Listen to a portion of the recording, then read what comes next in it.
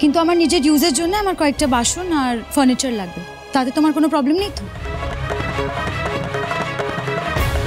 না নেই, তোমার যা লাগবে যা যা লাগবে তুমি নিয়ে নাও।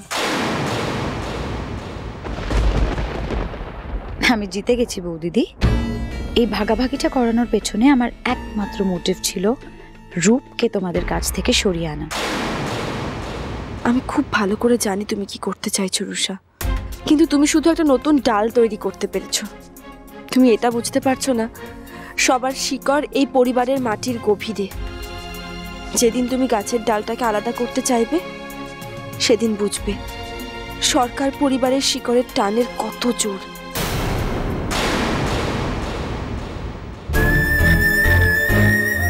মেজদা ভাই, একটা কথা বলবো তোকে? তুই আজকে যা করলি না, একদিন এই জন্য খুব পস্তাবি, মাথায় রাখিস। বেবি চলো, আমাদের অনেক কাজ বাকি, তো নতুন বিজনেসটা সেট আপ করতে হবে। চলো চলো চলো, লেটস গো, কাম। চলো, দেখি সাবধানে। চলো চলো চলো। রূপ, রূপ,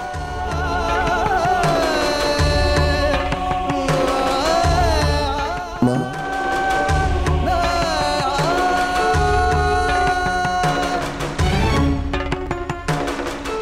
মা,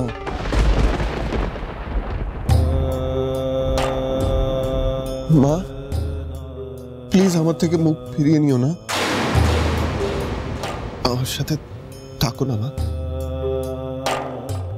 মানে আমরা তো এই বাড়িতেই থাকি একসাথে, তুমি আমার সাথে খাওয়া দাওয়া করবে, আমি তোমার খাওয়া দাওয়ার সব খরচ দেবো। হ্যাঁ,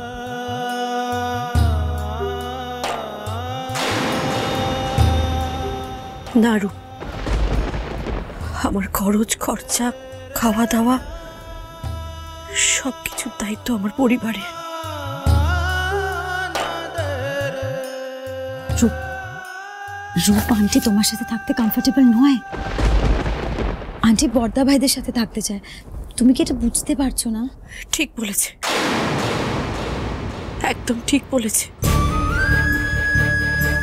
একদিনের জন্যও তোদের অন্ন গ্রহণ করলে আমি চিরকাল নিজের কাছে অপরাধী হয়ে যাব।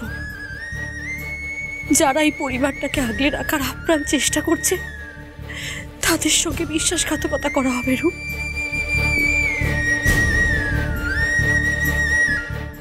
মা, আমি এত সহজে হাল ছেড়ে দেব না। দরকার হলে জীবনের শেষ দিন অবধি আমি চেষ্টা করে যাব।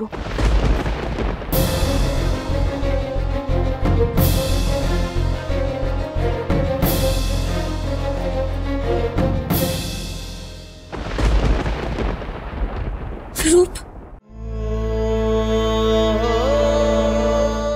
একটা অনুরোধ করবো রে।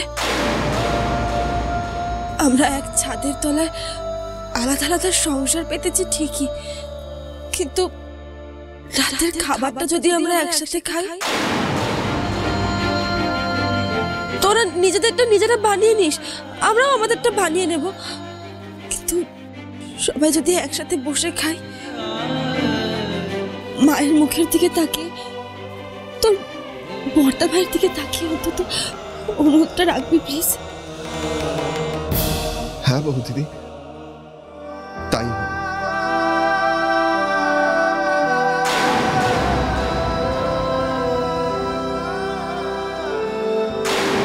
বৌদিদি, একসাথে বসে খাওয়া তো দূর, রূপকে নিয়ে আমি এই বাড়ি থেকে যত তাড়াতাড়ি সম্ভব বেরিয়ে যাব, সেটাই আমার আসল টার্গেট। বেবি চলো।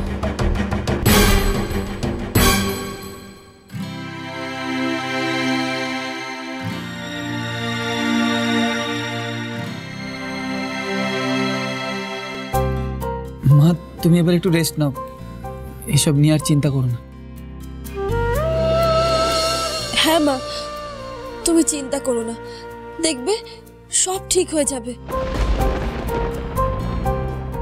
হয়তো রূপ খুব শিগগিরই সব ভুল বুঝতে পেরে আমাদের কাছে আবার ফিরে আসবে।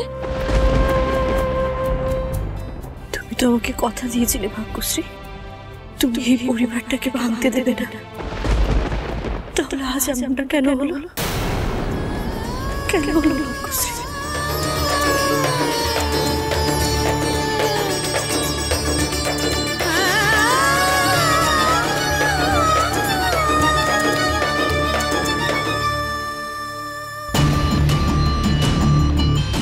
কি রুষা, তোমার এতটুকু তর্স হইল না?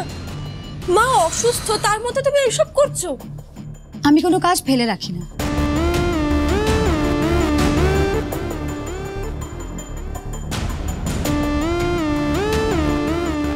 এক মিনিট বৌদিদি, এই যে এটা নিয়ে যাও। আর প্লিজ ঘরে তোমার যে জিনিসপত্র আছে একটু নিয়ে যাও, ঘরটা খালি করে দিও। হ্যাঁ রুষা, আমি ঘরটা খালি করে দেব। এক মিনিট, তুমি কিন্তু আমার কাছে হেরে গেলে বৌদিদি।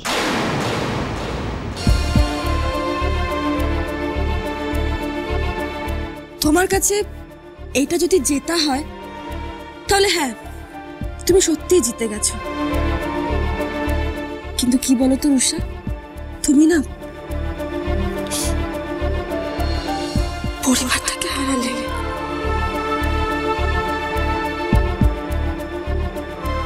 Keep the family.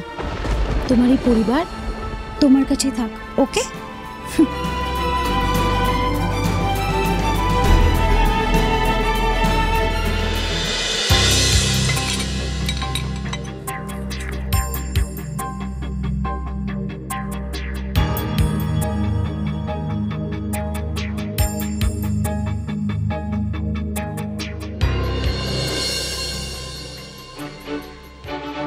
বড় আশা করে এসেছি গো কাছে দেখিলাম, ফিরায়ও না জননী। বড় আশা করে এসেছি গো কাছে দেখিলাম।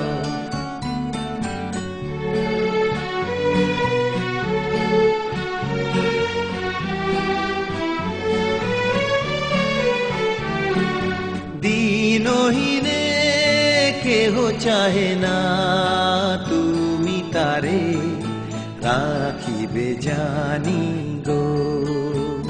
বড় আশা করে এসেছি গো কাছে দেখিলাম।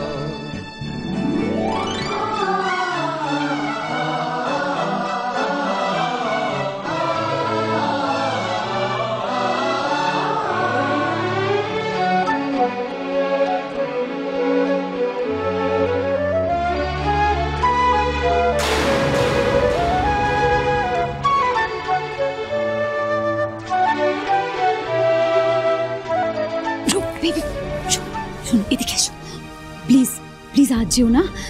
মনে রেখো, তুমি কিন্তু এসব শুধু টাকা পয়সার জন্য করছো না, তুমি তুমি এটা করছো নিজের যোগ্যতা প্রমাণ করার জন্য, তাই না? তাই প্লিজ আগে সেটা করে দেখাও, তারপর যাবে, ওকে? প্লিজ বেবি, চল আসো, কাম আসো, এখানে আসো। রূপ এদিকে এসো, বসবে, কাম চল, বসো বসো। আর আমি যে কিছু চাহিনে, চরণ তলে বসে থাকিব।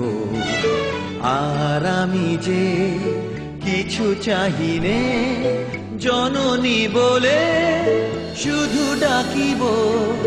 তুমি না রাখিলে গৃহ আর পাইব কোথায়? Baby please,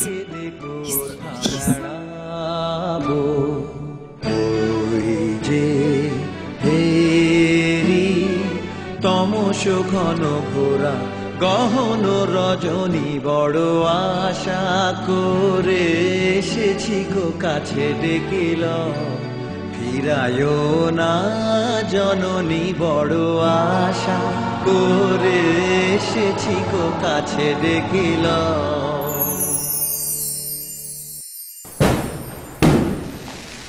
happy new year মা।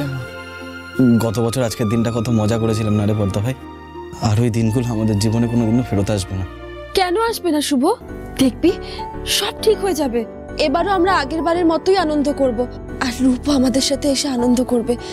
দেখো মা,